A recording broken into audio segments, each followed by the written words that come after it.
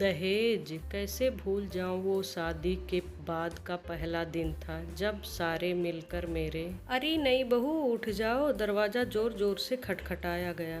शादी के अगली सुबह मानवी ने अपने कपड़ों को ठीक किया, सिर पर पल्लू किया और दरवाज़ा खोला। लाओ दहेज के कपड़ों का सूटकेस बाहर दे दो, ऐसा बोलकर वो सूटकेस बाहर खींच लिया गया।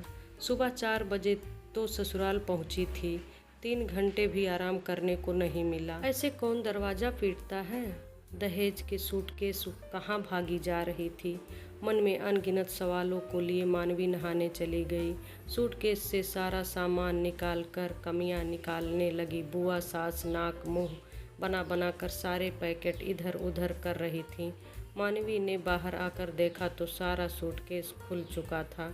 एक एक कपड़े पर टिप्पणी दी जा रही थी जो हृदय में चुभ रही थी। पर माँ के संस्कार, बेटी तेरे हाथों में तेरे मायके की इज्जत, जिन्होंने मुंह खोलने ना दिया। दहेज बनाने में एक बेटी के पिता के खून पसीने के साथ जाने कितने अरमान जुड़े होते हैं। छोटी सी छोटी चीज़ को बनाने में अपनी इच्छाओं को मारना होता है। बेटी के 18 वर्ष होते ही हर अच्छी महंगी चीज़ सजो के रख दिया जाता है। मानवी मुख बने सब कुछ देख रही थी। उसकी हर चीज़ का मानो चीर हरण देख रही थी। मानवी के आंखों ने मानो आंसुओं को जकड़ रखा था। भाभी मुझे ये वाला ड्रेस पसंद है, रख लूं? मैं देखकर हैरान थी। घर के सभी सदस्यों के साथ मेरा सूटकेस भी खुल गया, जबकि दोनों सूटकेस अलग थे। पर नई नवेली बहू क्या बोल सकती है? मानवी धीरे धीरे ससुराल के माहौल में ढलने लगी। घर के सब सदस्य उसे प्यार और सम्मान देते।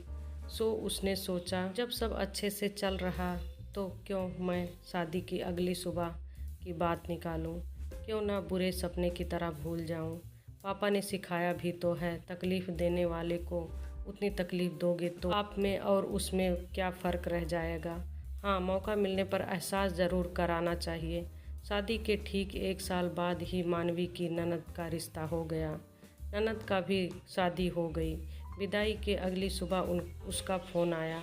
मानवी ने फ़ोन उठाया और स्पीकर में लगा दिया। घर के सब लोग बातें सुनने आए। भाभी ने कहा, हेलो, हाँ सालू, कैसे हो? ठीक हूँ भाभी। सबके चेहरे पे सुकून भरी मुस्कुराहट आई। आपके दहेज का सामान सबको पसंद आया? नहीं भाभी, सब लोग सुना रहे थे। कोई नहीं सोचता नई नवेली बहू पर क्या बीतेगी।